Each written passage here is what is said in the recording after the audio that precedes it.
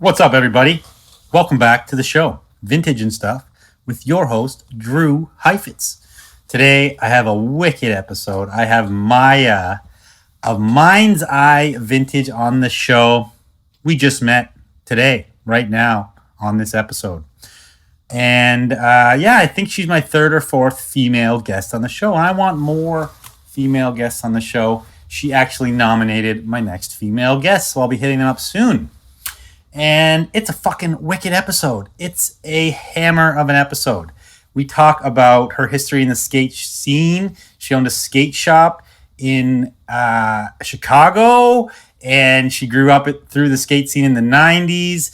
Was heavy involved in the skate scene in San Francisco. She was also a graph writer, and she tells some amazing stories about getting up in Chicago, in Rome, San Francisco. But the end all be all of this episode is the story of the murder house. Yes, you heard it right. The murder house. That's all I'm going to tell you. You got to listen to the episode. You got to hear the story of the murder house. It's super rad. Okay. Before we get into the episode, you can get on my Patreon, guys. You can get on my Patreon and you can support the show because this is a podcast funded by the people. And I appreciate all my patrons who have signed up, got a few new ones. And, you get to ask the guests questions. You get access to the episodes early and lots of other perks. I'm posting cool stuff on there all the time. Lots of business tips. There's also an exclusive clip from this episode that you can only access on the Patreon. So if you're interested, link down below to get involved. Get on the Patreon and support this show. Also, if you want to go shop vintage on FAsInFrankVintage.com, I'm going to give 30% off to all the listeners. 30% off. We're posting stuff on there all the time. The code is VTGN Stuff. Again, that code and the link to the website will be down below in the show notes. But without further ado, this is a sick episode with Maya of Mind's Eye Vintage out of the Bay Area. Let's get into it.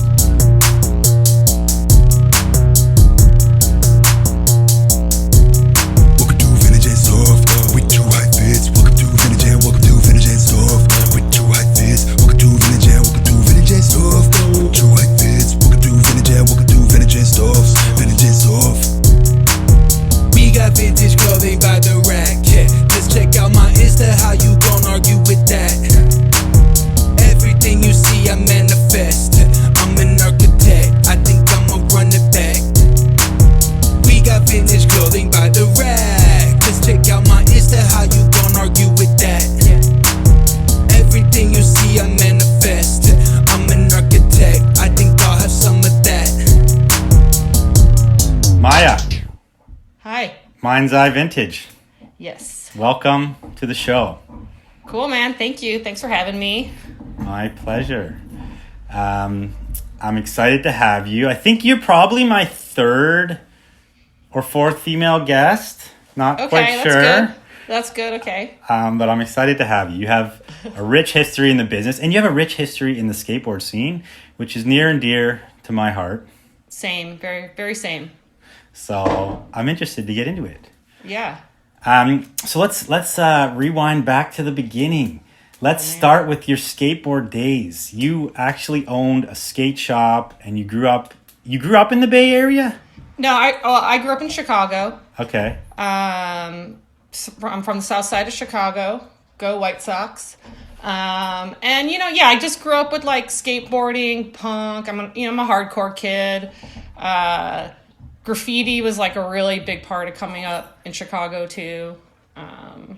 I want to know about that scene. I want to delve into that scene a little bit because I mean, I'm like small town Canadian guy. We used to be interested in that scene because, it's kind of goes hand in hand with skating and music you see it, the culture, but we were not deep in it. So Chicago. Yeah. That's like a pretty hard town. Am I right? Yeah, it's a hard town. Yeah, you couldn't really be too faint of the heart to do it there. You know, you had a lot of factors aside from like the weather. There was like all the gangbangers, and you know, I would say like half of my friends that did graffiti were also sort of like involved in gang stuff. So it was a little more like crime orientated than art orientated. Like when I moved to the Bay Area in 1995, like 500 years ago, I was really like, I love that it was more art based, but it was also sort of weird for me as like a hard knocker, like Southside Chicago kid. I was kind of like, oh, what's this? You know, even though like I really loved it and it did me really, you know, it served me well. But yeah, it was wild in Chicago back then, you know, and the cops were just like so crazy, and the whole, you know, they would get, if they got out of their car, you knew you were going to get your ass whooped, or you're going to like get chased, or, you know, so it was a lot of like, you know, there's a lot of games with the cops. But I to be honest, like was pretty lucky because I was a female, and they just never really suspected that like a little like white girl would be like up to no good. So I'm very aware of like how much I got away with because of that. So, but I took advantage of it, you know. Did you ever get arrested? Oh yeah. I've been arrested.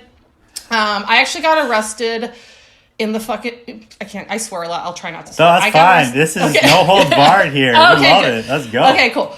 I got arrested in the fucking Bronx, New York in, I want to say 98 with Cycle, who, he was from New York, or he is from New York and lived in the Bay for a couple years. And he was one of my like bombing partners back in the day, but we traveled to New York together to go paint. He was just like a super good friend of mine.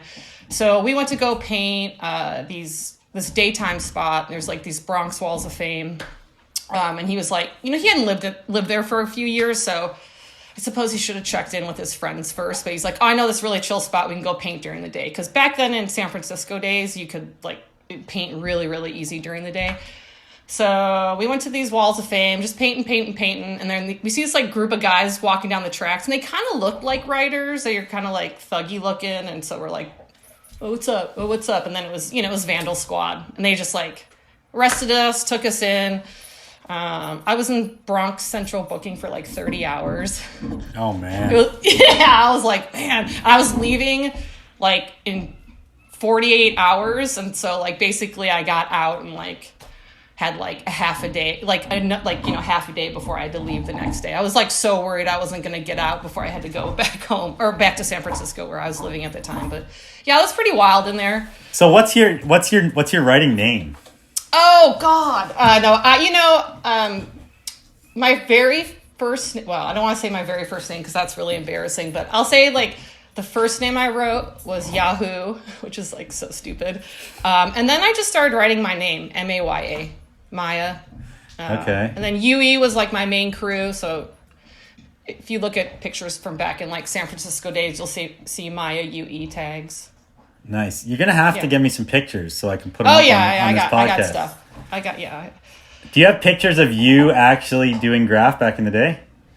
Oh, like me painting? Yeah. I got pictures of that. I mean, it's funny because like, you had to take that stuff on like a real camera. You know what I mean? So it's so funny. I threw away so many photos because I just thought like, whatever, like there'll always be photos, but not so much like anymore. Today. They're not in the cloud. No, I know. Gone. Now I have like a trunk of them, and I'm like, I hoard them like gold. What t-shirt are you wearing? You're wearing an airbrush t-shirt, eh? Oh yeah, I am. I'm wearing this shirt. Oh, you can see it. It says Blueberry. Blueberry Playboy. That's my old dog's name. It's just like a fair shirt that I got made like 5 years ago at like the county fair when you could go to the county fair and do stuff like that. When I first opened my store in 2007, I went to Florida with my girlfriend randomly to see her grandparents, and they still have those stores down there where they do the airbrushing. Oh, like on the boardwalk or whatever? Yeah, like these tourist spots. So I got all my staff, I got these custom airbrush keys like that. It was awesome. Oh, yeah. I mean, every year I go, I get one, Yeah.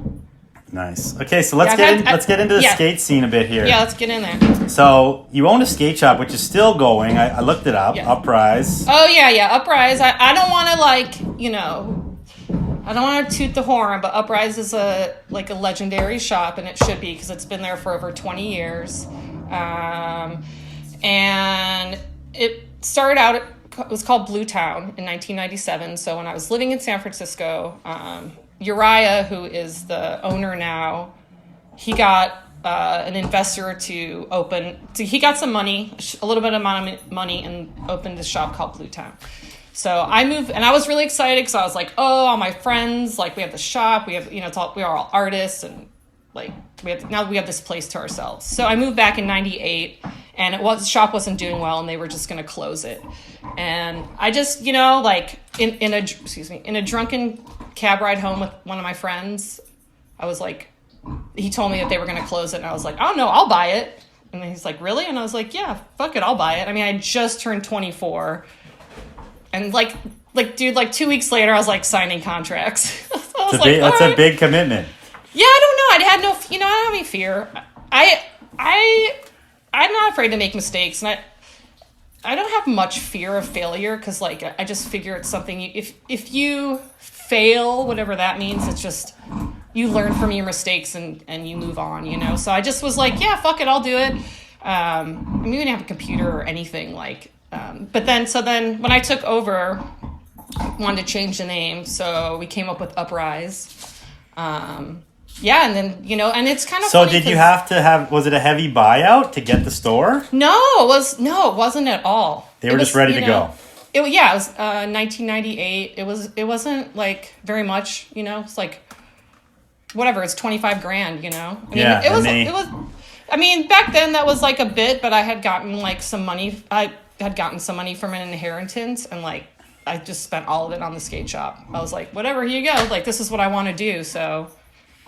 And in those days, from my understanding, I mean, I grew up, I was like 17 then, 18.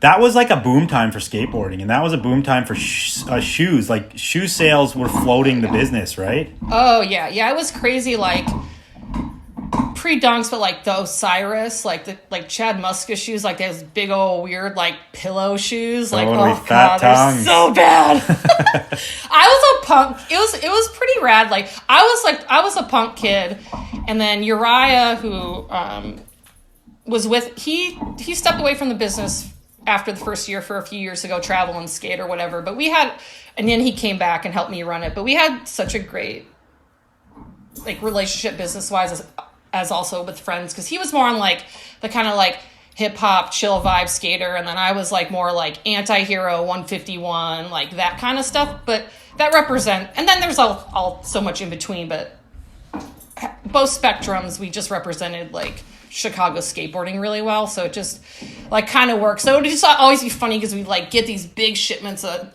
D3s, and I'd be like, oh god, those are like the ugliest things ever, and they would just pay our rent. Like, they're just fly at the door, pay our rent, and I was like, well, whatever, that's cool. Yeah, totally. It's funny looking back too, that, there was like the Fresh and the Hesh, right? Oh, yeah, that was like big then, totally. And that was kind of all there was. I mean, yeah. Now I feel like there's probably like 100 different like subgroups of skaters, and everyone's into their own thing, and it's totally accepted, but it was Hesh or Fresh.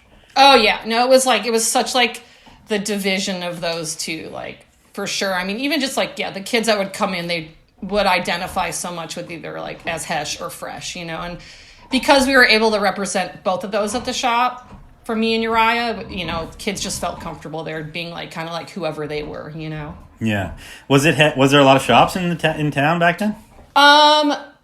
No, there wasn't. That's why we opened it, was because there was just nothing. Like, there was like, we had sessions back in the day, like when I was in high school, and Matt Hensley used to work there, and I would buy my rave tickets from Matt Hensley, who was like super mod skinhead dude, which That's I was amazing. like very into like in high school, but then went to rave and started wearing big pants and was like so embarrassed that I'd have to like go buy my rave tickets from Matt Hensley. And I remember one time I had to buy rave tickets. It was a $10 ticket, and I had to go with a roll of quarters, and they were like, so just would like make fun of me. They were like, I was like, oh, I'm just mortified, but I was like, whatever, I'm going to the rave and like you're doing like drugs, so cash is cash. I'm going to the party. I'm going to the party, man. Like, quarters work. But yeah, so there was always like a really strong skate scene in Chicago, but at that time there wasn't there was Windward Sports was on Clark, but they sold like rollerblades and parasails and all kinds of other like weird shit. So there was no core shop when we opened. And then when was it that, we have West 49 in Canada, and now like Zoomies, there's something like 1,000 Zoomies stores across the country. Like, was there anything like that back in those days in Chicago? Well, there wasn't until there wasn't. There was none of that stuff at all. Because Chicago, we didn't.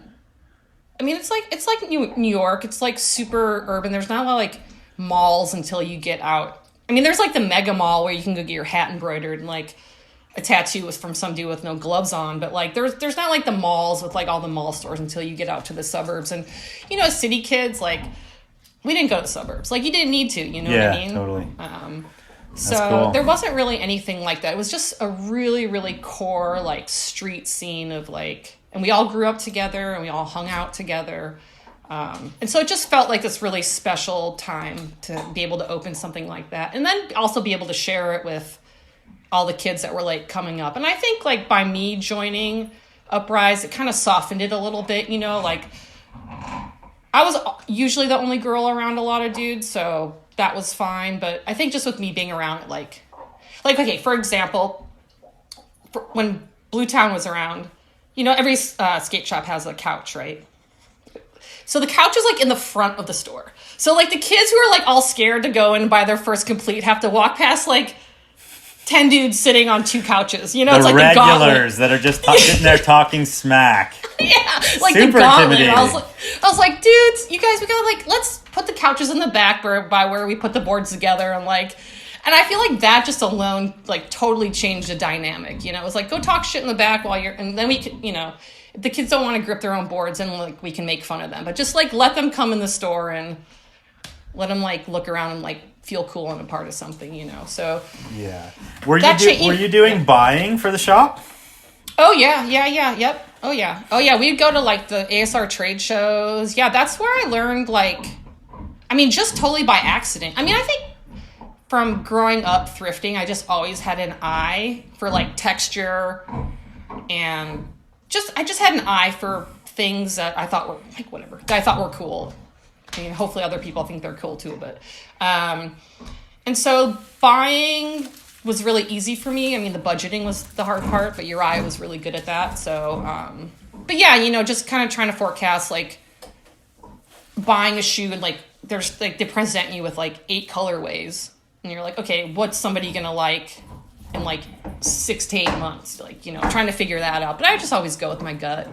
But yeah, we did. Yeah, we all the buying. Yeah. So can you remember any crazy trends from that era that like, obviously you already mentioned the D3. Oh, yeah, the D3, God. Yeah, the D3, I guess like the other, I mean, this is like a little later on, but it was like how Hesh turned into like this weird like pirate skater, with like, whatever, like, I mean, Jim Greco is like a sick ass skateboarder, but like, and then like Corey Duffel, he's super sick, but their like style was like this super like flamboyant, like pirate shirts and like jeans that looked like leggings, it was like, that was like a real like wild like trend in skateboarding. And Ali Boulala or Booyah, yeah. He comes to mind. yeah, that was, I mean, those kids were all such sick skateboarders, but that was just like a wild ass trend that like, okay, you think like, okay, one kid does it because like skateboarding is all about personality, right? Not all about, but you're gonna sell yourself. And then but then it was like it really caught on, so you'd like go to like wherever like the skate spots where you'd see all these kids like dressed like that, and it was kind of like, oh, it's like, and as like a Hesh kid I was like, oh man, but whatever, it's fine. It's like kind of silly to me in a That's good funny. way. I don't mean that in like kids a judgy are looking way. for like pants with zippers and yeah. I mean, like I said, I say that not judgy. Like, man, express yourself however you want to dress. How whatever you're into, like go for it. Yeah, and then you had vintage in this store back in the day. I did, because I just thrifted so much, and I'd always just it's funny because now being in the vintage business, I didn't think about it as like, oh, I'm gonna have this vintage rack. I would just go thrifting. And we had Village Thrift. I mean, you get t-shirts for like 49 cents, you know what I mean? And So I just would like find rad stuff and old sports stuff, old Bears, old Bulls stuff. I mean, old like Sox, the Blackhawks. Like, I hate the Cubs because I'm from the north side, so I would never put Chicago Cubs stuff in my store ever. Even like in mind's eye, like it has to be like a dope ass starter jacket for me to put a Cubs, so anything Cubs in my store. But anyway, I would just, and then like old Adidas jackets and Nike windbreakers. Would you put band tees in and things like that? No, it wasn't band tees then. It was like, even though like I was a punk kid, like I was still like, I was like really into the Beastie Boys and that kind of style, like earlier in my high school days. So like that still influenced sort of like the stuff that I was picking. Yeah. So I feel like it was more like, just like kind of like windbreakers and track jackets, and like, sports stuff like that. That's rad. My dad we got in this business because of my father, my brother, and myself. And he used to sell to a lot of stores that would just have like a couple vintage racks, like bigger companies. And it always works well. And, certain companies can pull it off, and it's super rad that you did that. Yeah, it was just like kind of, I just liked that stuff, and like my friends were into it, and so I was just always thrifting, and there was like a thrift store like close to my house I would go to like 3-4 times a week just for fun, and then I'd just find good stuff and be like, oh fuck it, I'll put it in. It would sell. Okay, before we get off Chicago, yes, you mentioned to me before the show that you used to go in abandoned buildings. Now I did.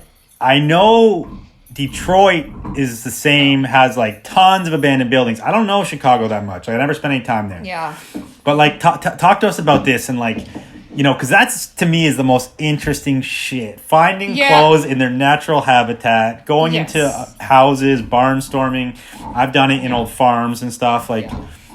Well, again, so this was like 1,000 years ago, but this is before I moved to San Francisco in '95. So this is like early 90s, and I lived in on the south side in this neighborhood called Pilsen, which is like one of the biggest Mexican communities outside of East LA.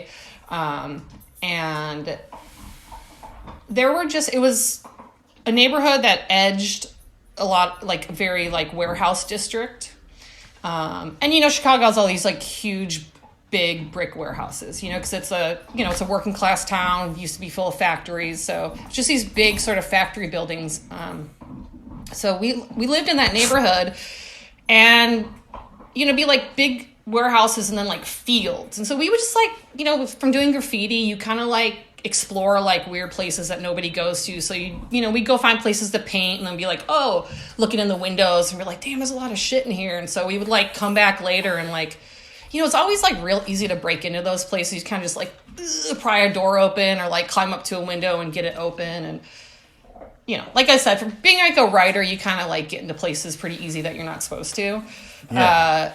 So there was this one building that was really close to my house that we would like go in like pretty often. And we kind of just would go in there and fuck around. But man, when I think about it now, there were like old like Coke machines in there, and it was like full of antiques. And I just like wonder if it like somebody owned that building that was like an antique dealer, but there was like dust over everything. I mean, nobody. Oh, so you're talking like it wasn't just antiques that were part of the fixturing. It was like It was stacked with antiques. Yeah, it was just like so much weird stuff in there, and it was so old. And like there was like so that was like the first floor, and then we would go up to like the second and third floors, and they were like offices.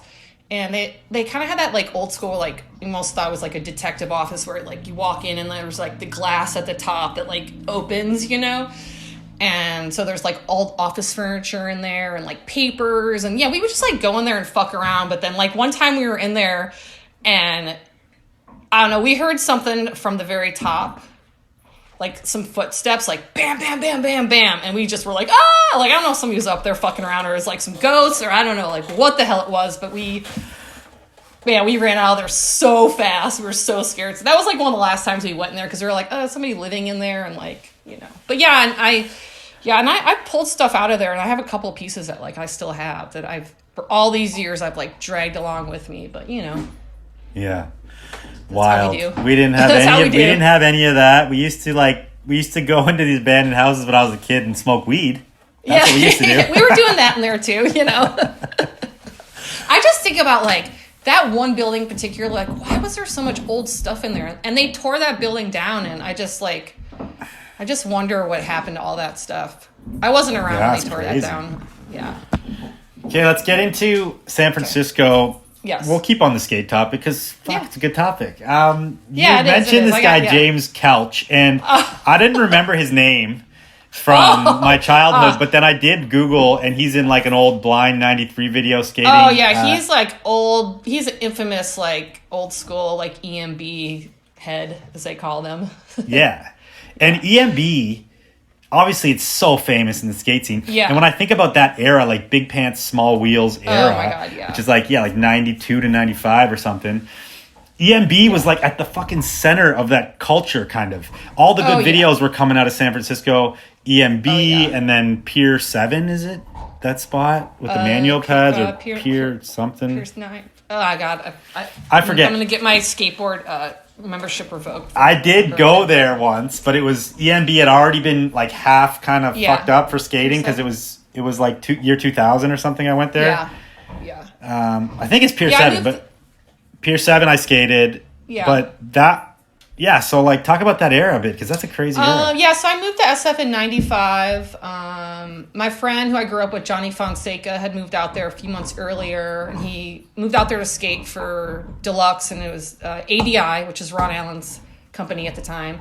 And then that went under, so then he started skating for real. But basically, like, so I moved out there because I'd always wanted to, like, whatever. I'd always wanted to live in San Francisco. You know, California was like, you know, the California dream or whatever. So I moved out there and we lived in this 2-bedroom Tenderloin apartment. There was one couple living in one room, and then there was me and Johnny shared a futon, and then there was another dude living in that room. We just like total skater kids just piled in, and we lived across the hall from Joe Brook. Do you know that name? He's like a famous, or whatever. He's a very well-known skate photographer, and he lived with a bunch of like Christian skaters. So you could like see through the windows, and they'd be having like Bible study, and then like everybody would like go skate or whatever. It was pretty wild. Wow. But then I moved there because Johnny was leaving for tour, and so I was like, I'll just take over your room. So yeah, the Tenderloin was wild then. There was like hookers outside the window, like just so many hookers. And you know, being from Chicago, like the crime in Chicago was more like gang stuff. Here it was just San Francisco was just so wild back then. There was like this one like goth hooker, and I mean they were like 7 feet tall, just like covered in like white makeup and like fishnet like all over, and they would just be like walking the block, and we would sit on the fire escape and just like trip. I was like, wow, this town is wild. But I was friends with this dude who was James Kelch's roommate.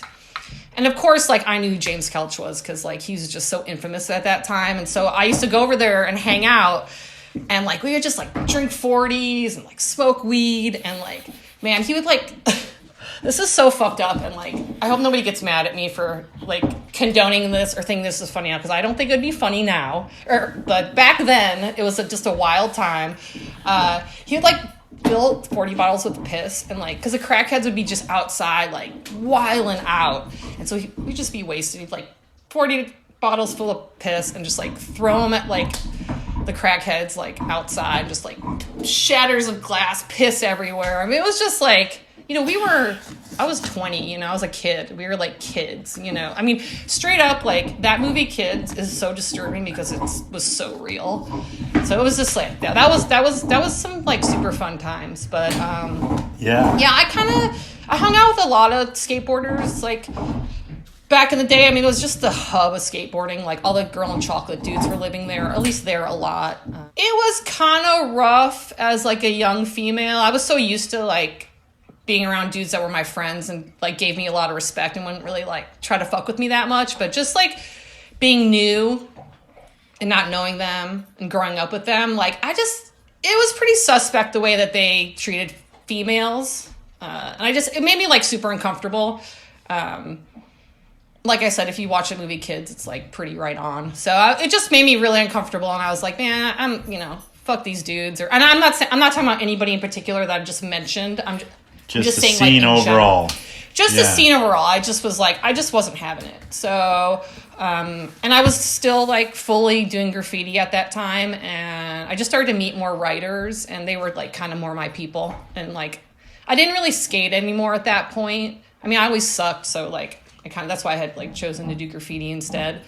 And so yeah, and was that a much more respectful scene at the time, or just you fit in with your people more? I found it was because because a lot of people didn't know that I was a female writing.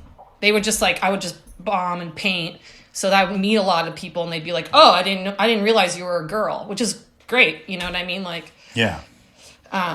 So that. In that, like, I was able to gain respect. And, like, I think with graffiti, too, it's, like, the work you put in, regardless of, like, who or what you are, if you put in the work, people respect you, you know?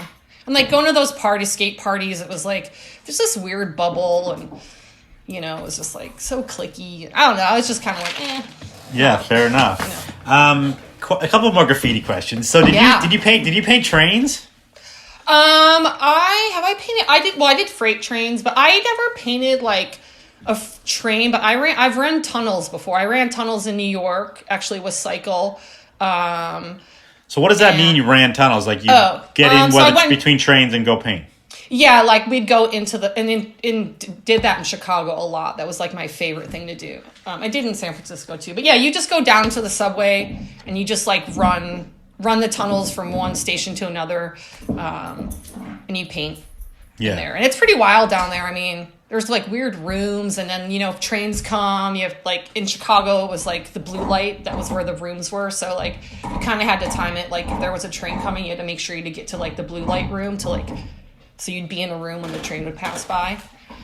And then there'd be like spirals, and then like if you were, that's so gnarly. Oh, dude, that was my favorite shit. Like one of my favorite times doing that was with one of my best friends who lives in New York, and he still like paints and still skates. He's older than me. He's like my mentor. One of my best friends. He's like got me into hardcore music, got me into graffiti. But me and him, we went. This is in Chicago. We met at like 4:30 a.m. at like a McDonald's, and like drank some coffee and ate some like McMuffins, and then went down into the. You know, we got down in the train station, and then just kind of like, you're like, boop, and then you just like walk right into the tunnels. Obviously, like way pre 9/11, so there was like not the kind of security. And I don't know, we just were fucking around there for like hours. Like you don't even know how long you're down there, just like in this time warp. And we came out like, I don't know, probably like 5 or 6 stations down, which is like, I don't know. We ended up like downtown. I mean, it's probably like a good 5-6 miles or something. And we came out, and it was like noon. We were like, holy shit, like it's noon. And we come out, and you're just like covered in dirt. And we ran into one of our crew members who was like on his way to like class or whatever. And like we come like walking out of the tunnel, just like, and it's like full of people because it's like noon on like a Sunday or like a Monday at that point or whatever.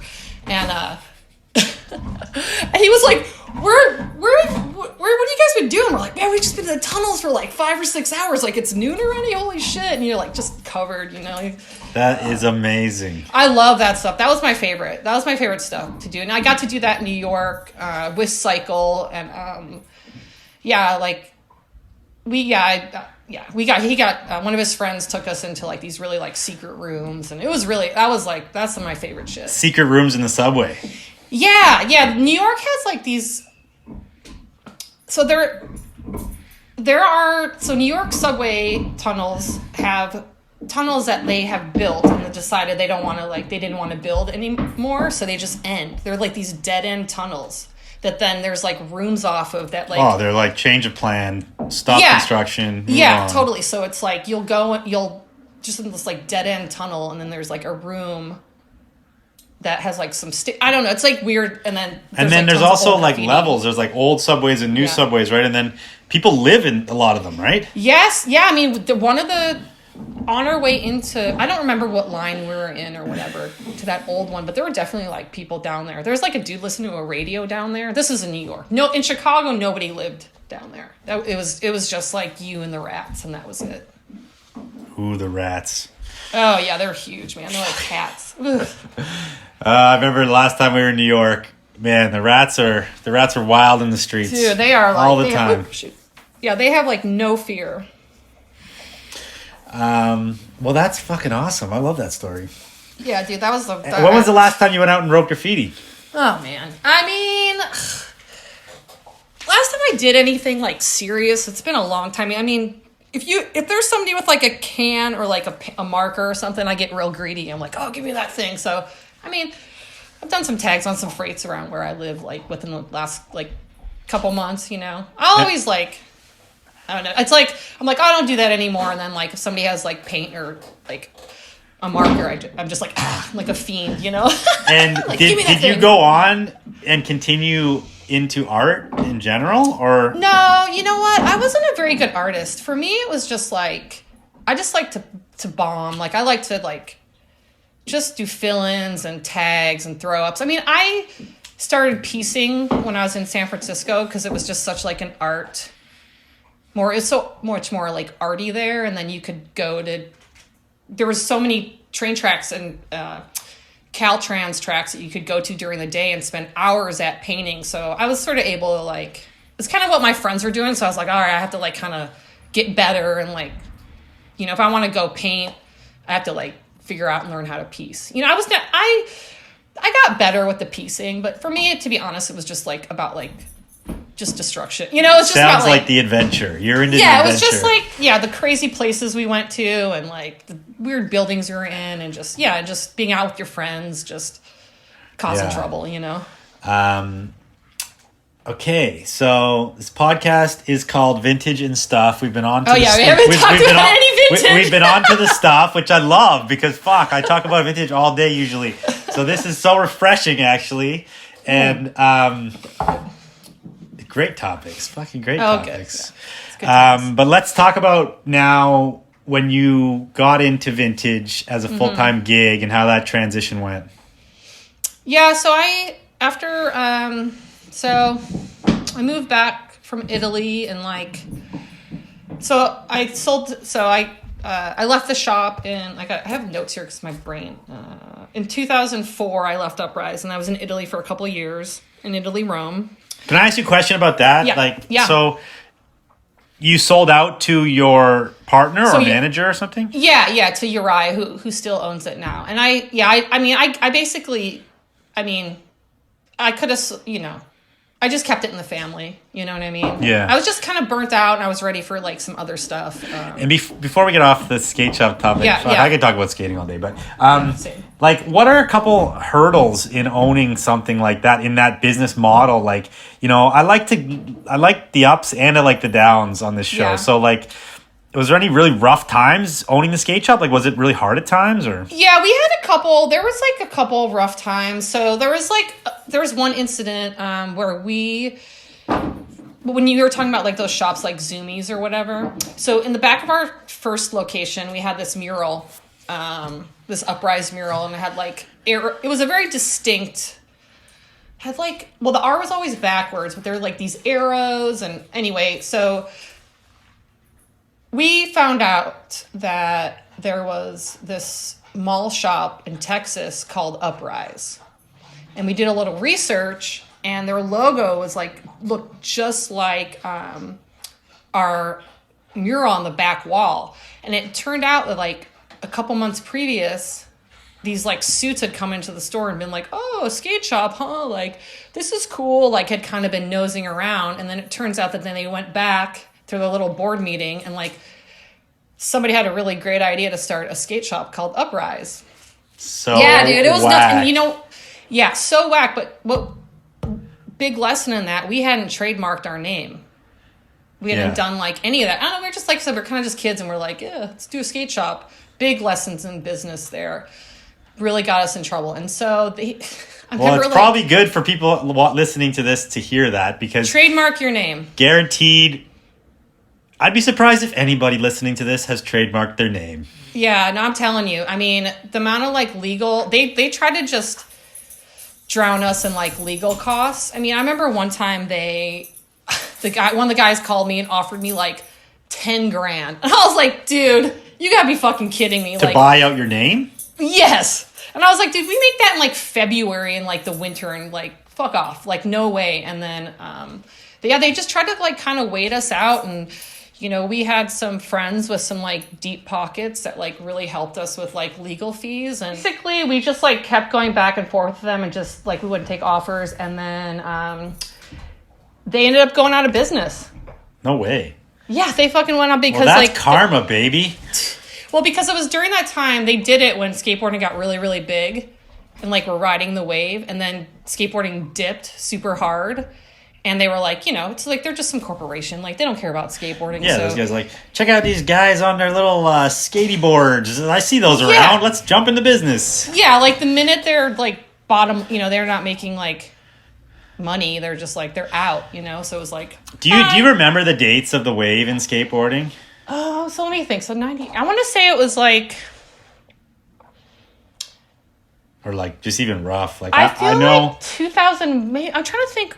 when the first Dunks, the Nike Dunks came out, because I remember that we were like really busy, you know, the wave had kind of broke, and business was like, we always had our core skaters, and like, we were always like fine, but it was a little rough. And then I remember when the Nike Dunks came out, it was like a godsend, because that paid our bills. Like, so you had the Nike account? Oh yeah, we had the first Nike account in Chicago. Nice. Did you guys keep any of the Dunks from that era? Well, you know what's really funny about that is I had three pairs, and I just sold them. I just shipped them off today to John at Grand Street Local. No shit. Yeah, you know why this is funny is because I've been meaning to sell them, but you know, like it's not really my scene, and I just been like lugging them around, and they're smaller size, so they're like not as probably worth anything. But I listened to your podcast with him, and I was like, oh dang, that dude's cool. Like he's a skater, and like he's into this stuff, and I like his style. You know, like I was like, oh okay, like he has a clientele, and he appreciates it. And so he'll make sure they go to a good home. So yeah, I like hit him up and was like, hey dude, like I heard your and I met him and his brother, I met his brother years ago at this place called Bandit Town, when they were doing like vintage their brand or whatever. Trigger, anyway. Yeah. So yeah, That's I cool. listened to that podcast. I love that there's like those connections that happen from the show. Yeah, it was awesome, dude. And yeah, he was like super rad, easy to work with. Yeah, and he gave me like a super fair price, and I was like, yeah, dude, deal, bam, gone, get him out of here. And I just shipped him off to him today. That's rad. Yeah. Yeah, so I guess like if you had that Nike account, it was good, but not everybody got those accounts, right? And we were like we held on to that fiercely, because I mean, we were, you know, it's like some tough times, and you know, we would get like, I don't even remember how many, you know, what the size run was, but they would be gone. We get them, and then like, bam, gone in like one day. And then you'd be waiting for the next drop to come through. Yeah, it was like crazy. It was like, holy shit! Like, you know, it was even better. It was way better than the D3s. Like, you know, D3s you'd take like, you know, a few weeks to like pay rent, but it was like this. It was like boom, 4 hours, and you're like, oh shit, rent's paid. Lined up out the door when you get there in the morning to open up. I gotta say, like, you know, for all of Nike's faults, like, I know, like, I'm not like praising this stupid corporation, but you know, the Nike skateboarding department definitely like helped a lot of skate shops like stay in business. You know, it's like they can provide that like want, and then the skate shop gets the money, you know, great. Yeah. So yeah, totally. We were the first account in Chicago to get those. That's awesome. Yeah. Okay, so back onto vintage and your move into selling. So I guess you said you moved to Rome. Yeah, I lived in Italy for a couple years and just kind of like hung out with my family, and bummed around for like a year and a half, 2 years. And then I moved back to the Bay Area in 2006. Did you do graffiti in Rome?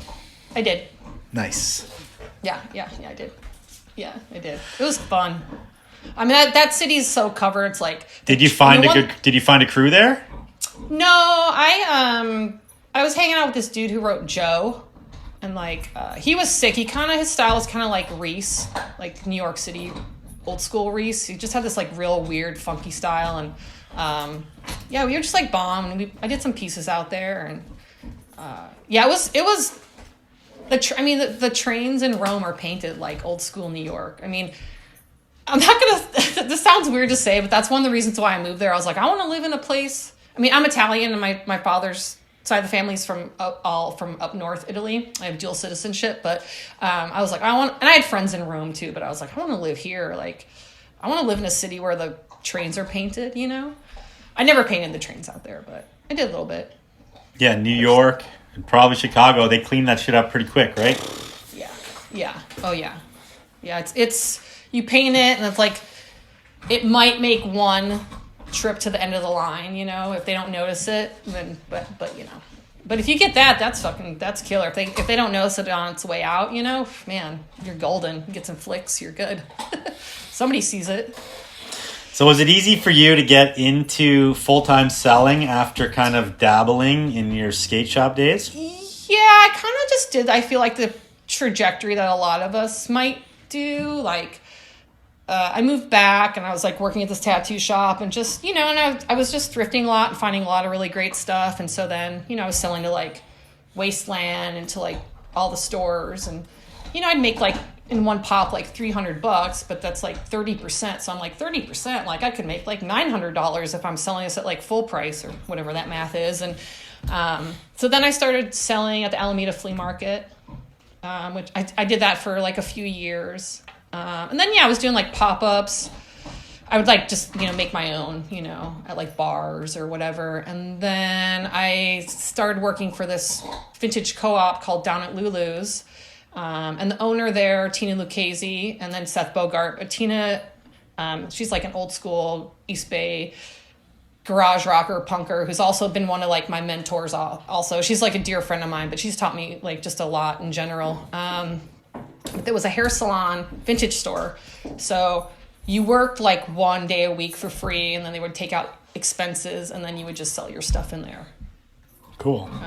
And then, so I did that for a couple of years, and then my shop was in this place called the Temescal Alley. It's just kind of this like, there were all these old storage spaces, and back in the day they were like horse stables. So they're just, it's cool. It's like all these little shops that got built out, and a space came up. This was 2012. A space came up, and I was just like, I just hit up the landlord, and I was like, can I, you know, what's up with that space? Can I get it? And so we ended up getting, and I opened that shop with a really good friend of mine who was also working at the vintage co-op. And me and her would go on buying trips together. We would like go down to Arizona, and we'd like road trip around and buy. And then I was like, hey, you want to open this shop with me? She said, sure. I said, all right. So we opened it in 2012, and she left in 2018, I think it was. I've had the shop by myself for the last few years, but yeah. So what was going on these buying trips? You just going thrift store to thrift store, town to town? Yeah. You know, it's funny. It's just like how you kind of start out, like you don't really like know anybody, or like you just kind of like, yeah, you go thrift, and then like, yeah, we'd go to like these dusty like flea markets in like Arizona, like all these just like old timers, and like, you know, you just kind of like do that, and then you at the flea markets you kind of start like meeting people. And for me, it's like all about relationships, you know, like people are always like, oh, like how do you get your stuff? And it's like, yeah, I could say like, oh, I just go to the flea market, but it's like, well, I also like have been trying to get this one shirt off this guy for like 3 years, you know. It's like in his van, and he just like always brings it to the market, and like won't bring it all the way out, but you're like, what is that thing? You know. So it's like, you know, it's just like building all these relationships with people. But yeah, we would just like thrift, and like, yeah, we go like Tucson and like party and thrift, and then just nice like do that. Go hang out with all the retirees. Yeah, snowbirds. Yeah. So Totally. back in the day, even back in 2012, the business was completely different Yeah. world of vintage. Like, Yeah. wow, has it changed, and it's changing faster all the time. Yeah. Did you ever, like, what was it like back in those days? You know, partly being female, but partly just picking and buying and selling in such a competitive, cutthroat, dog-eat-dog business, because it was every man and woman for themselves. Yeah, definitely. I mean, so much of this business is like secretive, like how people get stuff and like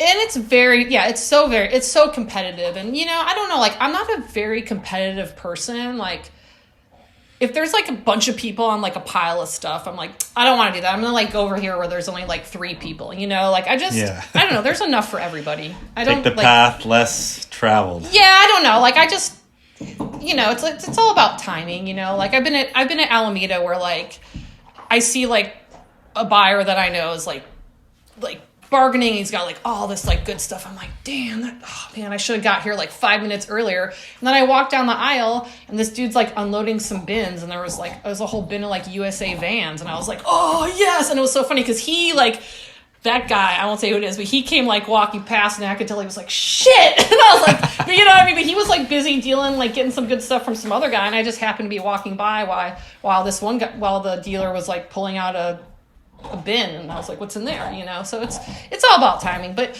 so yeah, it's cutthroat, but I don't really, like, to be honest, like, maybe to a fault, like, I don't really like worry that much about what other people do. I kind of just in my bubble of I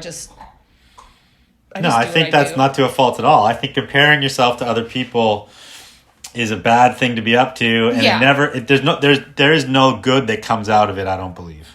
No, and I feel like the skate shop really, you know, just skateboarding and graffiti, but even skateboarding taught me that. Just stay true to yourself, and like, just, you know, just be good to the people around you, and like give back to what gives back, you know, what gives to you, and just, you know, be an honest, like, good person, as corny as that sounds, and you know, you'll get the good stuff coming to you. Yeah. You this business cannot really be monopolized. Like, there's too much stuff out there. There's too much stuff everywhere. It's like, if you work hard, you'll get a piece of the pie. Mm-hmm. Where? Yeah. What area? So you said it's Oakland. Your store was in? Yeah, it's in Oakland. So my one experience in Oakland was I had a friend from high school that moved there. I went to high school in the States, so I had a lot of American friends that kind of lived all over the place. And I guess in like 2001 or something, I went to Oakland. And I remember going to the park. Well, I guess this is Berkeley, actually. I went to he lived in Oakland, so we hung out in Oakland. Then I went to Berkeley, and I don't know where it was, but there's this park, and we're like cruising around, and there's just like naked people all in the park, like having a great time. It was like People's Park by the was it by like college? It might have been. Yeah. I could just remember that. I'm like, you know, this place is all right. This place is cool. No, I mean, I'm leaving the Bay at the end of March, but I do love it here. You know. It was way more full of freaks, you know. I missed that part of it, but yeah, I mean, it's a really special place. Me and Jesse flew there one time for a dead stock dig, and we bought out a sports store. Was, if I remember correctly, I feel like it was out by the airport somewhere. Oh yeah, I bet. Oh man. And yeah, we bought a lot, because this is when we were buying snapbacks. Years ago. Oh yeah, I bet. We bought like 2 or 3 whole pallets of snapbacks and a bunch of sports clothing, and I mean, Oakland's got that like industrial vibe too, you know. So it's like there's a lot of stuff. I mean, I know you said it was like a store, but like, you know, people have bigger spaces out here, you know, to like put all their back stock in, you know. Yeah. So another question I have about being in the vintage game as a woman. Mm-hmm. You know, from my experience, I've been doing this a long time. I've been doing true vintage. I do hype vintage. I do sell T-shirts. I sell old denim. I sell ladies' clothing in my stores. I sell dresses. I sell the gamut. Like, you know, if it's out there, I have an avenue for it some way or another. But in my experience, you know, when it comes to valuing clothing, the highest value of stuff for true vintage is always men's clothing. You could have a 1940s female jean, a 1940s male jean, same year, same version-ish, but like the men's jean is going for crazy money and the female jean is hard to sell. Yeah. I guess what's your thoughts on that? I know it's weird, right? Because it's like some like amazing early 40s or 30s dress that's like the pattern's amazing, the fabric's amazing, it's like an amazing condition, and then, you know, then you have just like a beat up ass work shirt that goes for like 6 times as much, you know. Totally. I don't know what that, I don't what that is. I mean, I don't know if it's just. I don't know if it's just like because it was. Maybe it's like male. That sort of stuff was just so male dominated. So maybe like the men were like setting the prices. I don't know. Does that sound like shitty? But I don't. Yeah, I don't know. I don't know what that is. I don't know. Yeah, I mean, it could be. I mean, there's different Like, men are arguments buying for it men's where like clothes. the men. Yeah, but when you look at like new clothing, women make up probably 70% of the revenue for clothing, right? Yeah. As opposed to men, because men typically tend to like you bought your jeans, you bought your t-shirts, you're kind of good, right? But then for vintage, it's like the vintage stuff gets priced up crazy where the women's stuff doesn't. And sure, there is lots of women's, like there's certain couture dresses and there's certain things that will go for big money.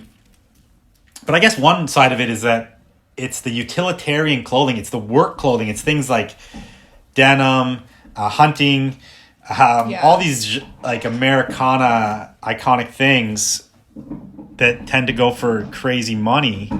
Yeah. But then again, like the female equivalent doesn't go for that much. And it always kind of boggled my mind because I'm like, this is a great female garment or something. I mean, maybe because like, I mean, things are very different now, but it's easier. I'll say it was easier for like women to wear men's clothes also. True. I mean, I think that's different now. There's a lot of like gender fluid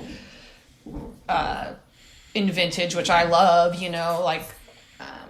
It could be that dudes are just stupid and we pay dumb prices for things. Women are like, why would I pay 20 grand for a pair of pants? That's possible because I feel like that. I'm like, that's cool. Like, I love that, but like, I'm definitely not spending 20, no matter if it's worth it. Like, I'm not spending 20 grand on a pair of pants. Yeah. Maybe it's just like, it's like that, like super, and I say nerd in a very lovingly way, like that nerd collector mentality is like a little more intense and competitive with the dudes. I mean, women are very competitive, so I don't know. I mean, and back to your store for a minute here. We talked about the hard times with having a shop as a skate shop owner, but what about a vintage owner? Yeah, I mean, I felt like I got. Again, things are always about timing. We got into that shop in 2012, and the neighborhood was starting to change. It was like it used to be like a really rough neighborhood, and there were just a lot of like really cool people and cute people with good fashion living in that neighborhood, and like there was like bars and restaurants opening up, so it became like a little bit more of like a destination. I mean, it was still pretty rough, but it was like getting better where you could like go out and like, I mean, you wouldn't want to be on your phone on your way out to the car, but you could like, I mean, it's Oakland, so you gotta be careful all the time. But it was just like a cool time in Oakland, and there, the workwear thing was like starting to pop off, and I felt like there were like cool people that were making good Bay Area money, and so they were spending it, and it was good. So I felt like I could spend more on what I was picking, so the quality of what I was getting was better, so I would have like a better price point. So that was great, but I was always a little bit worried that neighborhood would get like too nice for a vintage store, like it just get a little like too yuppie and bougie, like where you just end up people come in and just kind of like make fun of stuff. Did your rent go up over those years? Yeah, it did, but like I was on like a decent schedule. I mean, the rent was expensive, but because it was such a small space, it was like manageable. And all the other shops in the alley were great, and they were like good friends of mine, and it's like there was a barber shop across the way, so there's just a built-in customer base. So even if it was like a little more expensive, like you never felt like you were on an island. Like sometimes like in retail, you just feel like you're like on an island and you're like, where's everybody, But there was just always people, and there's like, coffee shop and the barber shop. Yeah, see, that's key. Store. I think a lot of people they'll be like, they'll want to go to like this remote location because they're like, well, the rent's so cheap. And you're like, well, yeah, but if there's nobody walking by, what the fuck good does it do you anyway? Yeah, what does it do? I mean, that was kind of how down at Lulu's was now it's busier over there, and that was in Oakland. It was just in this weird stretch of Telegraph. And luckily people would come because people were getting their hair done, but like there wasn't a lot of walk by traffic, and yeah, there would be days it'd be like 2 hours, like not one person would walk in. I have so much ADD that I'd be like, I can't handle this. Yeah, I was right. I always had projects. I'd be working on stuff, but so as far as like the way you run your business, would the store float itself with just like running it like a retail store, or were you busy doing side hustles where like a Japanese client would come and like buy out the back room, or like, you got a movie that came through and they're like, we need to wardrobe for this or that, or I mean it's the Bay. Yeah, I mean I didn't do a ton. I mean, I had my Japanese customers, and I had like people that would come and like pull stuff for film a little bit here and there, but that was like a very small fraction. I was able to sustain, the shop was able to, we were there almost 9 years, and it was able to sustain itself for 9 years just That's awesome. Yeah, I mean, I had a really large denim section, and that was like, Levi's, just like, and I got really good at being able to fit people. People would be like, I can't fit in any of these, and I'd be like, oh, do you have 20 minutes? And like grab 6 pairs, fit them, and then they were like customers for life. You know what I mean? And I enjoy that. Like, I love that. And that's something that I feel like females in the vintage space can do really well. And another thing about females in the vintage space is like a female can pick men's and women's. Yes. A man can okay, I'm gonna get like shat on probably by dudes, but like a men can rarely pick good women's and men's. Yeah. Like, I even myself, like I'm not that great. Like we always employ female pickers for our company to fill the store with good female product because they know what's up, they understand it, they understand the cuts, they understand the curves. Like we just look at it like it's a floral dress, grab it, Yeah, no, totally. I definitely have like male friends who are dealers that have been like, can you help me? Like this is a bag of stuff. Is anything good in here? I just, you just intuitively know like what is going to look good on like a female, on a woman's body, And when it comes to men's, that stuff's so easy. You're like, it's a cool work jacket, it's a pair of jeans, it's a cool t-shirt. Yeah. Like it's a lot easier to learn. There's less categories.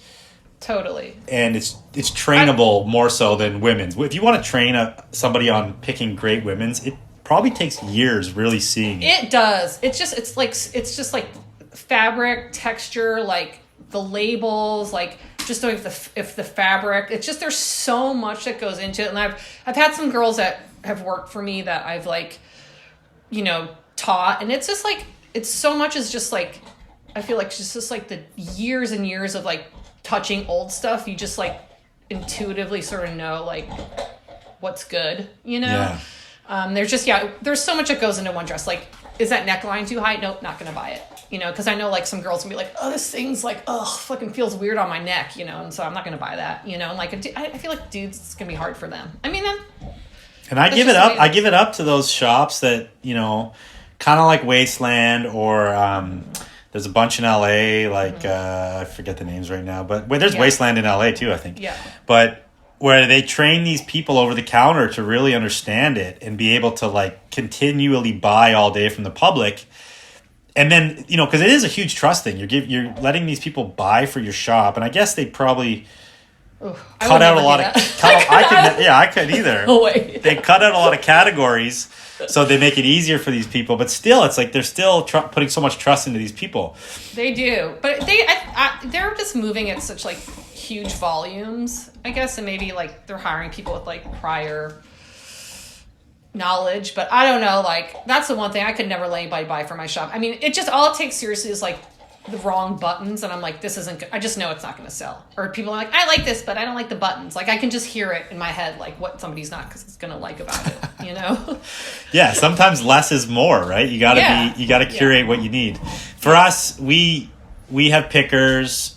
We let like our better pickers do the last sort on certain things, but most of the stuff goes through myself or my brother before it gets like divvied out into the web of our company. The floors. Yeah, exactly. Yeah. I don't know if it's this. Well, that's also your company. So like what gets put on the floor is representative of you. And like, you just want to make sure it's like up to your standards, I don't know if that's like a control freak thing or just, I don't know, just I want the best stuff to go on the floor, Yeah, and for me, we have so many avenues. Like I have my rag machine store, which is like bottom of the barrel, super cheap though. It's like kind of the place where people come to like get the thrill of the hunt still. Yeah. And then I have like my stores, which is like higher end thrift and vintage, and then I have online, and then I have like Frankie Collective Rework. So it's like there is an avenue for everything. It just depends. I can like go through a huge mountain of stuff and be like divvy it into the piles super easy. You know what I mean? Totally. Yeah. No, that's. I mean, I commend you. You guys have all that stuff on lock. I just got my little store. Yeah, but that's rad, and it works for you. Yeah, totally. Whatever works for people, Totally. So through all your picking, we haven't even, like, obviously you said you had some Japanese clients. Yeah. So do you get into like high end true vintage? Of course, you find it here and there, or was it never kind of something you had around? Yeah, that stuff is like what I like the most. Like I love, like 20s through like 40s, and then I'm really into like the mid to late 60s right now. I feel like 65 to 68 is like an era I'm really like into right now. I mean, just being like also a old mod kid, like I just love like that era of 60s stuff, that like youth culture. The 30s stuff I love. Things start to get a little bit more like casual, and the like with the cottons and the like beach pajamas, and then the 40s I just love. I mean, the prints in the 40s are just so beautiful. I like the 50s stuff. It's a little too formal for me, just like personal aesthetic. But yeah, I love the old stuff the most. But I'm also like a city kid, so like I'll wear like a Nike. Like a Nike t-shirt with like, like a 50s circle skirt, like I would wear that, like not every day, but like that's something like I would pair together. You know what I mean? Like I'm into mixing eras, but my true love is like the really old stuff, like for sure. That's what it's all about, mixing eras and being able to put together there's nothing wrong with that at all. A cool outfit for sure. And I think it's the best, actually. I think it's good when someone can do it and make it look amazing, because that's what true style is, Yeah. To me. 100%. Being from San Fran, the Bay, which is not San Fran, but Oakland, but you're close enough.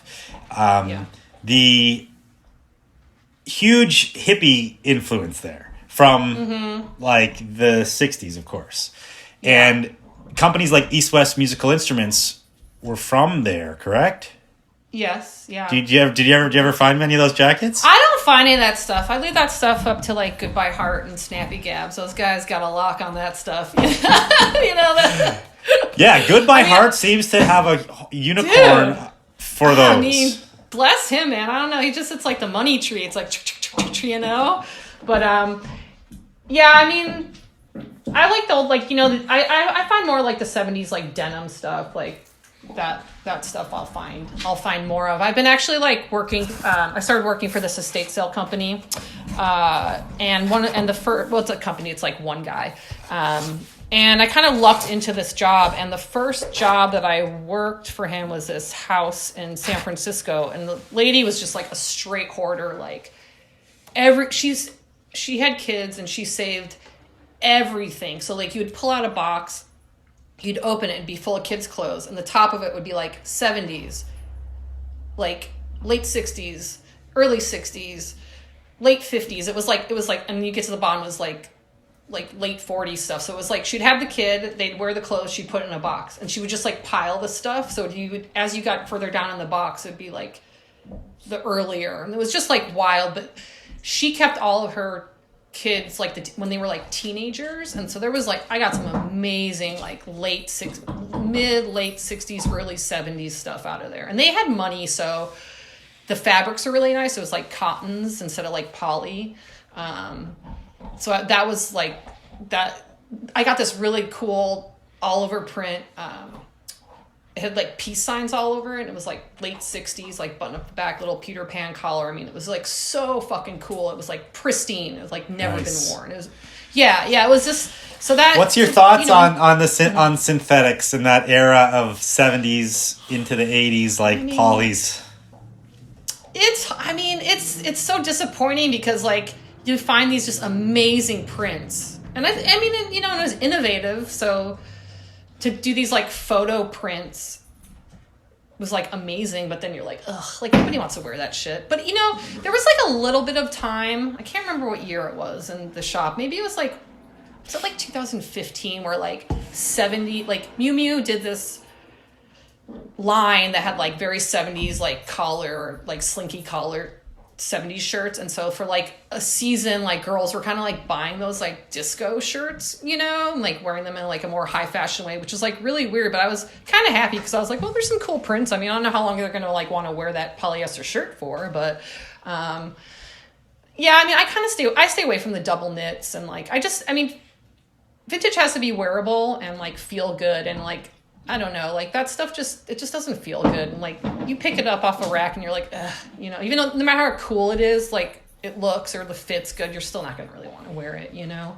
Yeah, it's so true. Sometimes you find these things are so wild and crazy. I know. And you're so psyched, and then you're like, it's never going to sell. It's too Well, weird. that was what was cool about that San Francisco estate sale, was that they had money. So instead of just buying like the cheaper poly stuff, there was like these crazy prints, but they were like cotton, you know? There's like, It was like that same era, instead of like the cheaper stuff, which was made into poly that you find that you're like, oh, this print's so cool. But no, there was like, all the stuff was like cotton and like poly cotton wearable. So it was like these like very bright, vivid colors, like polka dots and flowers and waves, but it was like a cotton like mod dress, you know, and you're like, holy shit, like somebody could actually wear this thing, you know. So that pick was so good. I feel like I'm still like finding stuff. I'm like, oh yeah, I got this at that sale. So you mentioned to me that you now are working for someone who does estate sales. Is estate sale business? Yes, like he gets the contracts, and I work for him. So we go in, so I help him. I actually work with this other girl. She's like in early 30s, and she's like kind of in the vintage biz too, which is pretty cool. But we go in there, we get the contract, we go in there and kind of like dig out all the stuff that is worth money.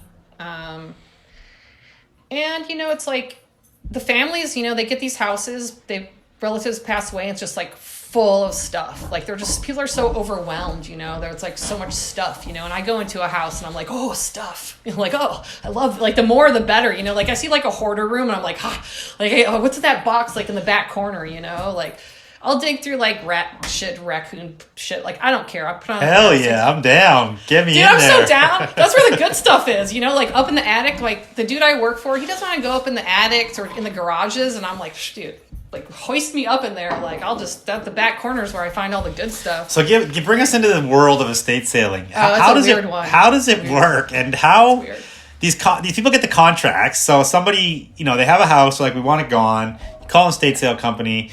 The estate sale company, what, takes like 20%? It really depends on, everybody does it differently. Some people, flat fee or something? People do percentages, like the house gets a certain percentage, like 60-40 or something. Or there's some estate sale companies that guarantee like $5,000, and then whatever else after that, like you break down a percentage. So it just kind of depends on how, there's like many different ways that companies do it. It's a little bit of a mystery, but there's definitely like people structure it differently. And obviously like estate selling is totally a valid way to go find vintage clothes. I've talked about it on the show before. Obviously lots of people do it. You know, you never know what you're going to get. You're literally going into someone's house and you're buying that person's old clothes that's still sitting in their closet, essentially. Yes. And I have a story about I've never go estate sailing. It's not my thing. I've been to like 2 or 3. Yeah, maybe. You know what's funny, real quick, and interrupt you, sorry, is like I actually hate going to estate sales. I only go on the last day and get like find something for half price. So generally, I hate going to estate sales, but I love working the estate sale. So I feel I'm actually with that. But go ahead. Okay, so you got to go in before because you work with this guy and get it all before. So that's the best. Fuck, no competition. Well, I mean, I don't know. I mean, yeah. So yeah, I've been to a couple like randomly driving, and I'll see a estate sale sign and I'll pull in. usually find nothing. But this one time I got a call, and it was from like social workers. It wasn't actually a estate sale, but it was like this lady had to get moved to a home. She was in her 90s.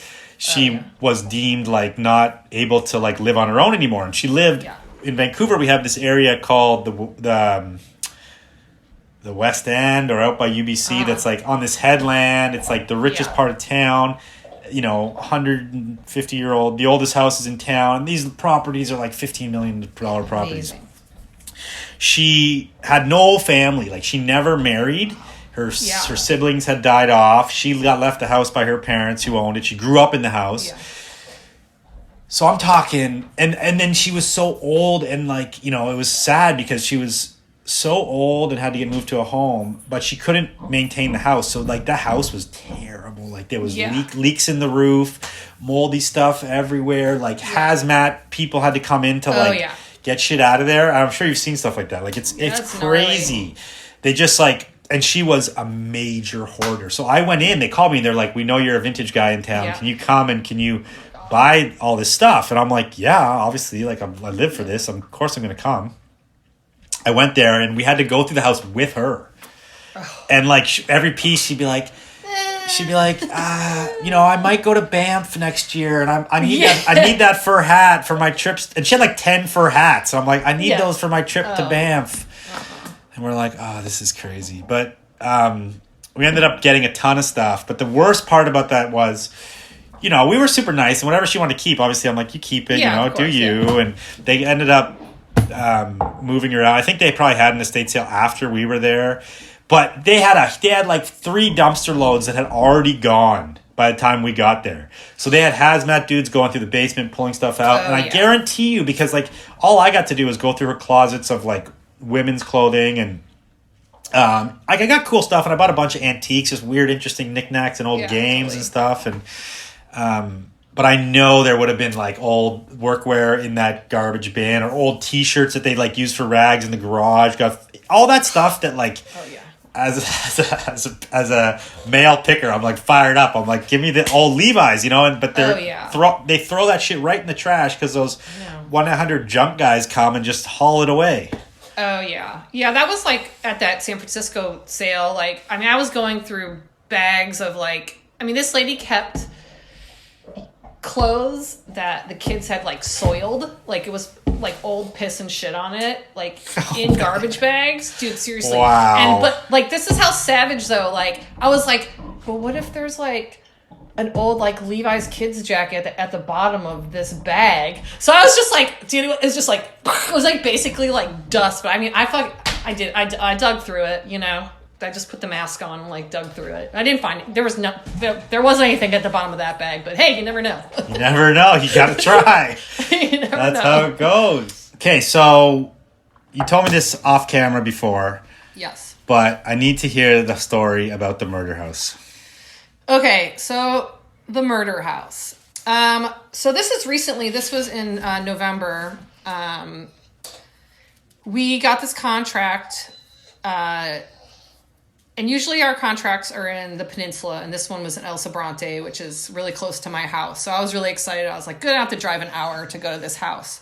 And usually I do prep for the sale. But this time my boss was like, no, we don't need prep. You can just work the days of the sale. I was like, oh, damn. Because, when you go do prep, you find all the good stuff. But my friend who I work with, she was doing prep, and I texted her. I was like, hey, should I come to the house and like do a pre-pick? And she's like, oh, it's kind of junky in here. You won't like find anything. And I was, okay.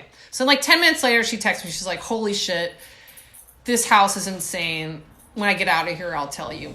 So I guess when they showed up to the house, there was a grandmother who lived there, and they met the daughter to get the keys to go into the house. And she said that the daughter was like being real cagey and weird, and was like, didn't want to go in the house, and was worried that the days of the estate sale, she said, so my grandmother died tragically, and I'm just kind of worried that there's going to be a lot of looky-loos here on the day of the estate sale to kind of like look around the house. And they were like, oh, that's kind of weird. Like, okay, like maybe she died, or, who knows, right? Like how she died. So, they just kind of like, okay, she's like distraught, upset, took the keys, And just were like sorting through the house. And my friend who I work with, Holly Ann, she said that she found like a piece of paper with the lady's name on it. So she's like, oh, let's like Google her and like see what happened.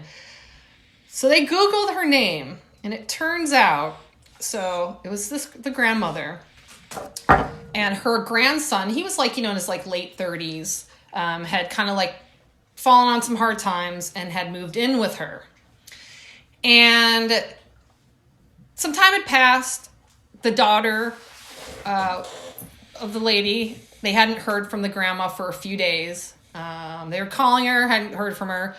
So she went to the house to do a welfare check on her grandmother, who her nephew was living there also. She had keys to the house. So she walked in the front door and walked in on the grandson cannibalizing his grandmother. Cannibalizing her mom. That is like, so dude, fucked. He was eating on her for like 3 days. Like, we're talking like mouth to flesh, or like yes, cutting like, her up and cooking her, or I don't know, like straight, like not cooking. Like, so he had like a psychotic break. He was on drugs, had a psychotic break, stabbed her, killed her, and then lived in the house with her for 3 days and just was like straight munching on her. Oh my God. So I was like, holy shit. And there's a video on YouTube about it. If you look up El Sobrante, Grandma Cannibal, there's like somebody made like a weird video about it. So I was like, my boss touched base about it, and I was like, oh, the murder house, huh? And he's like, oh, do you feel okay like working it? And I was like, yeah, that's fine. I'm like, I'm just not going to eat lunch in the house. You know what I mean? Like, I'm not going to eat lunch like in my van. Like, I'm not going to like, right? There are some creepy vibes in that house, and I can get that there'd be some people interested in the macabre, trying to just like, come murder junkies, like serial killer junkies. So the first day we worked, it didn't feel as bad as I thought, but like people were making all these weird like dead body jokes, and they didn't know what that house was, but there was all this like weird dead body jokes. Like it was carpeted, and then there was like an area carpet down on that, and like somebody bought that, and we were like rolling it up, and I was like, oh God, I hope there's no like blood stains underneath the rug. So that was the first one. So we rolled that up, and we like took it out to the lady's car and like heaved it in the car, and the lady was like, oh, it's like a dead body, huh? And we were like, oh. I was like, if you only knew. Oh. And then it was so gnarly, like that day too. Is there not some kind of like disclosure that people need to know, like you're buying haunted shit from murder house? I would, well, like for selling the house, yes, but not for like an estate sale. That's why I would say like maybe just always like Google the address before you go to estate sale. Make sure you're not buying some like weird haunted shit. So that, and then that day was weird too. Like my boss was like, he was like eating his like tamales like on the couch, like in the living room, like where it had happened. And I was like, oh dude, I was like, this is insane. I was like, it's a nuts. So then this is my third murder house this month. Yeah, I was like, ugh. And so it was weird. But then the second day we went, and he was late. So then me and Holly Ann had the keys, so we had to go in there by ourselves. And you go in and you turn all the lights on. You have to like get the house ready and whatever. And like we walked in and it was ice cold in there, and it just felt like, I mean, even talking about it now, like, oh, the hairs on my neck stand up. It was so dark and like weird in there. So we're like, I was like, oh, we got to get these like windows open, these blinds open, and the back like fence open and all this. And so like opening one of the blinds, and there was a leather lazy boy chair. It was pretty junky. And I'm like opening the blinds, and the light shines on it, and there's just blood splatter like all over this chair. And I was like, what the fuck? And then throughout the day, because people buy stuff and they mess up areas, and you kind of got to go around and straighten stuff up. And like throughout the day, like me and Holly Ann kept finding stuff with like blood on it. Like there were like magazines with like blood splatter. There's like this Cabbage Patch that had like blood on its clothes. And so like the cleanup, it wasn't it was like a crime scene, but it wasn't an investigation scene, because obviously like they knew who killed the grandma. So like there was just like a basic cleanup. So we're like selling like blood splattered like shit in this house. I could like, it was so gnarly. I was like, oh my God. And like The number one question on everyone's mind. Was there any vintage? No. And you know what? Like, the dude I work for was like, because I usually pick something, you know, even if it's not like clothes, it's like there's some weird like knickknack or a lamp or like a dope chair or something, and or like a set of steak knives. I was like, I need some steak knives, but like he was like, you don't want anything from this house? And I was like, no, not. I was like, I'm not bringing like one thing into my house from this place. Like the vibe there, the second day was like really weird. Like I had to go upstairs to like her bedroom to like close down the house, and I was like, ugh, like I was like trying to run down the stairs and like get out of there as fast as I can. It was. So you never met the mom of the murder? I know the grandma's dead, but I actually did meet the daughter because she had to come and give us keys on like the first day of the sale. My boss, like, he forgot the fucking keys, so I actually met her, and so I met the woman, the daughter of the that was her mom. I met her. She was the one that walked in, and she. So it was her brother.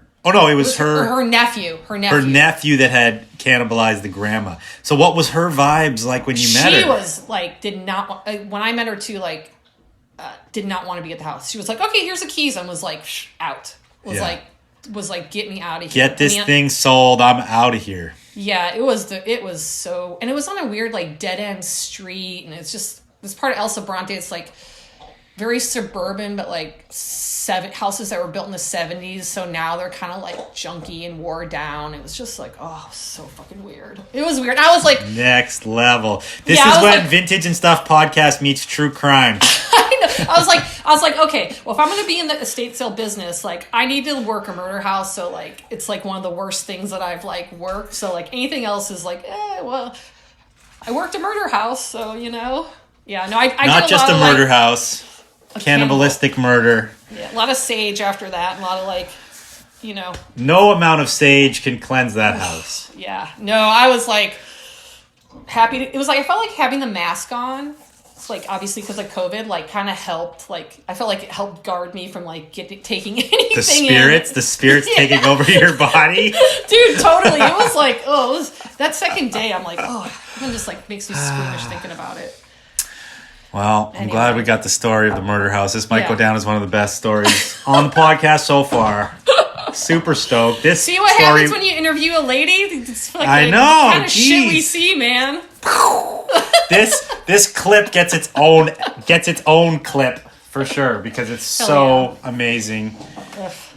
And I'm spending my whole night Googling this Lebrante murder house. I'll send you the link for it for the video. It's like some weird like English dude narrating it. It's so fucking weird. It's weird. Okay, well, thanks for that story. Thanks, Drew. So what do you think's next as far as trends in the female vintage world? God, I don't know. Trends. What do you hope is next?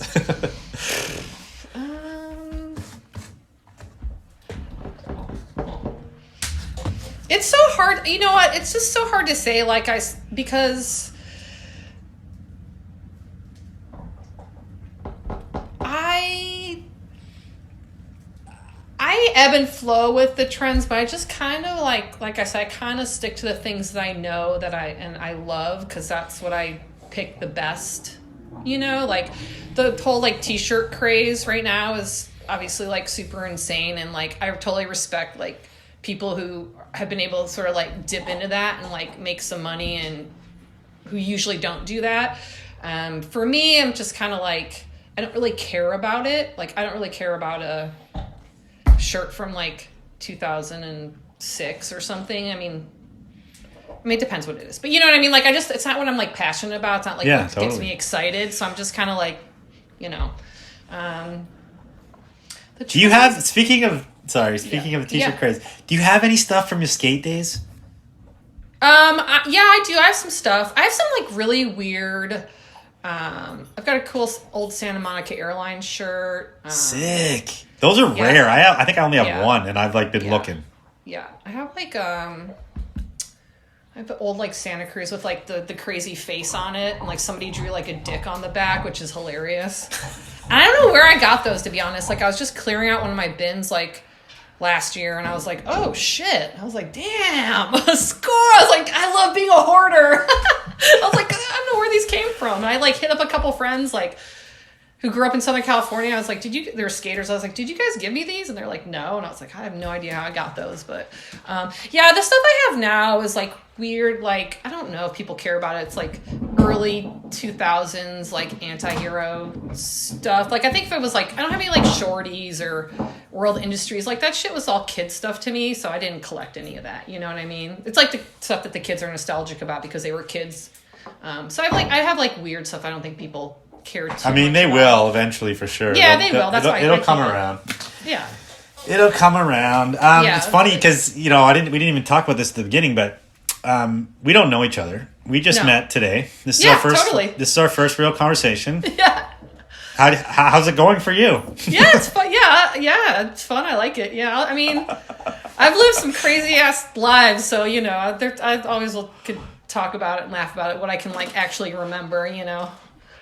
Yeah, no, it's awesome, and that's Yeah, it's why I fun. I love like doing talking- this, and I get to meet people like you.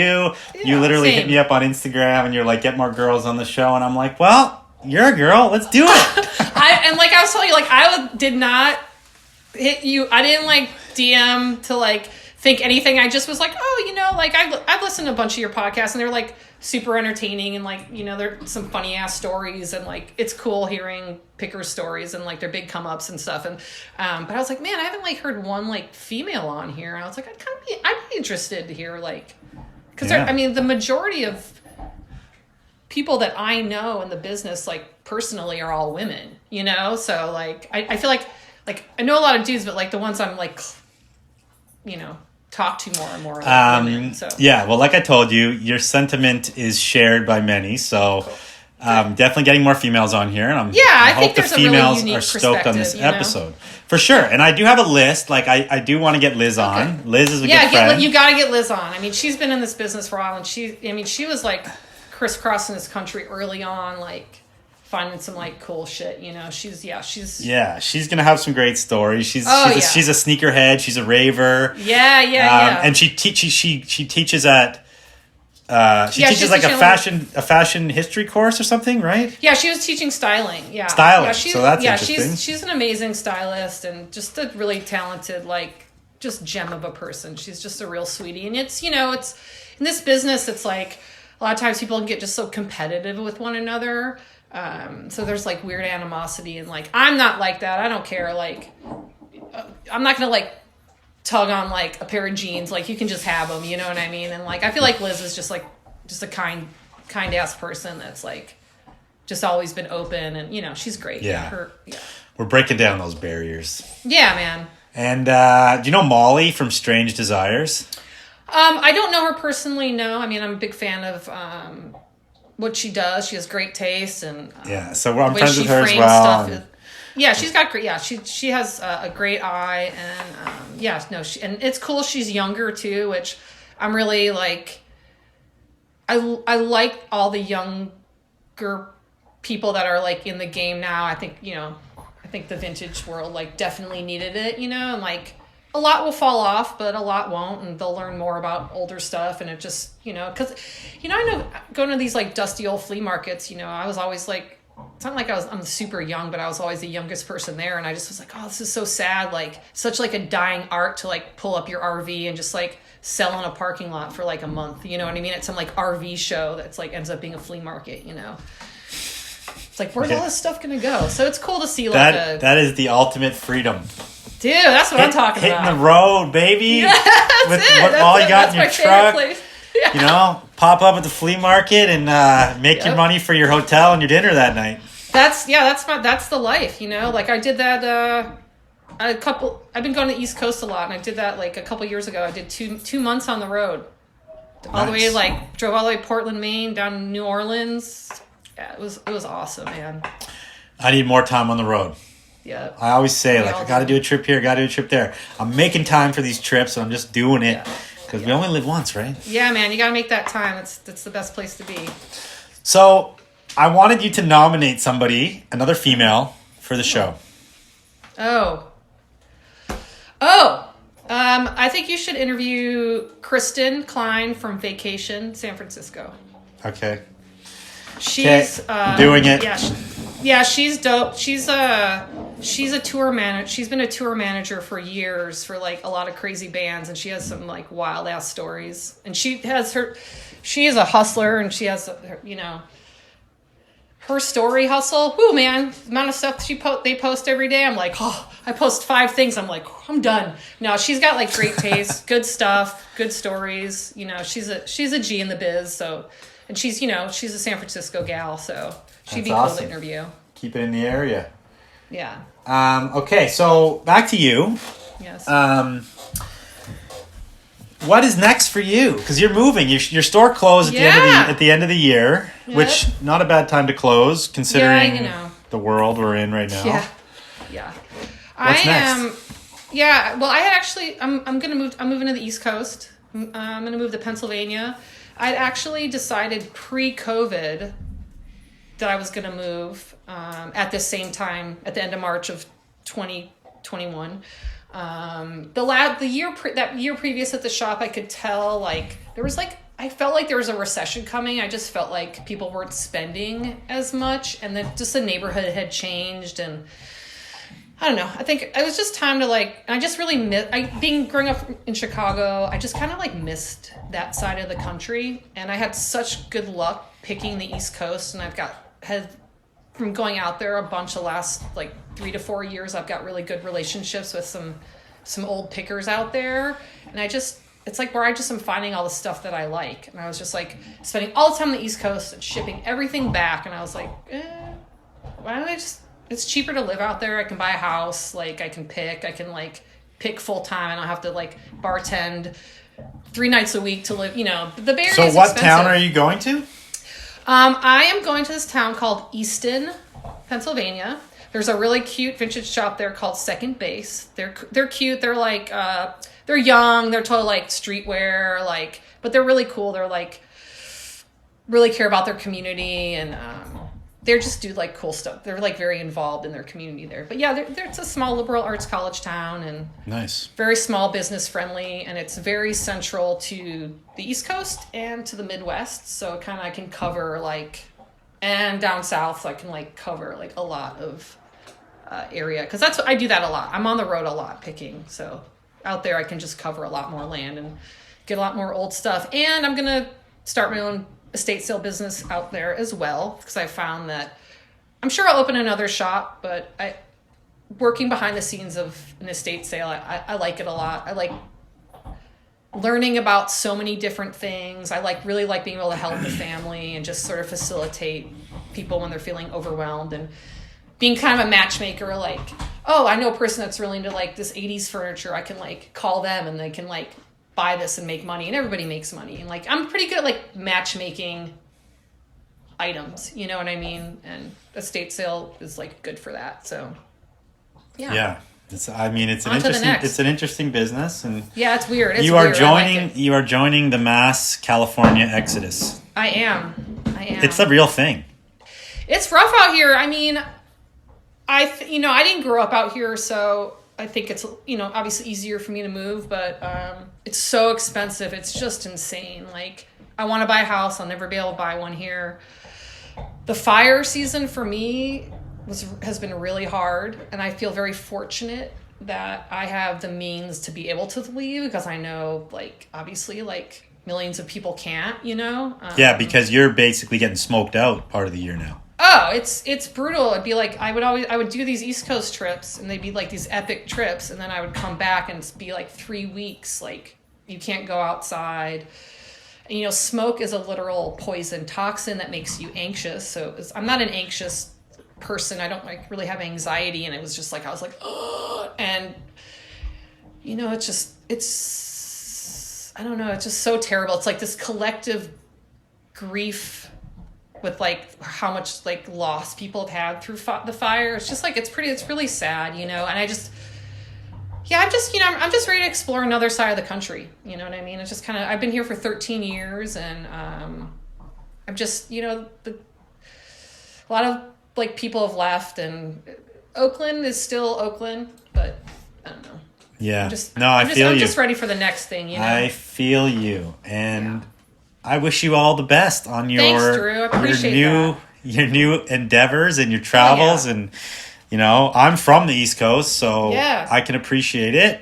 Yeah, I love it out sure.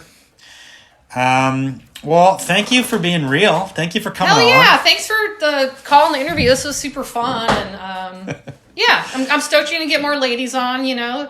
It'd be cool to hear their experiences. And just, you know, it's cool. I had a lot of fun chatting. Hell yeah. And now I think we're going to be friends. Yeah, I think we're going to be buds. Yeah, totally.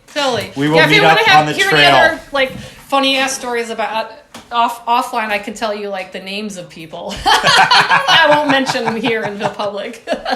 Perfect. Thanks, Drew. Okay, everybody follow Mind's Eye Vintage. Yes. Maya of Mind's Eye Vintage. Thanks. Signing off. Peace. Hope you guys enjoyed that episode. I had a lot of fun recording it. Had a lot of fun getting to know Maya. I thought that was a really good episode. Really great stories. She's got a rich history. And I enjoyed hearing it. Hope you did too. As always, you can support the show by getting on the Patreon, posting stuff on there all the time, getting lots of new members. And I appreciate you all. I see you all. You get to ask the guests questions. You get access to the episodes early. You get bonus content. Again, shop FasandFrankVintage.com, 30% off with code VTGNstuff. That link will be down below. Hit me up, people. Follow me on Instagram. Hit me up. Tell me who you want me to bring on the show, and I will do it. I enjoy this shit. I enjoy the conversations. I like getting to know people. I like connecting with people. Thanks again. See you guys on the next one.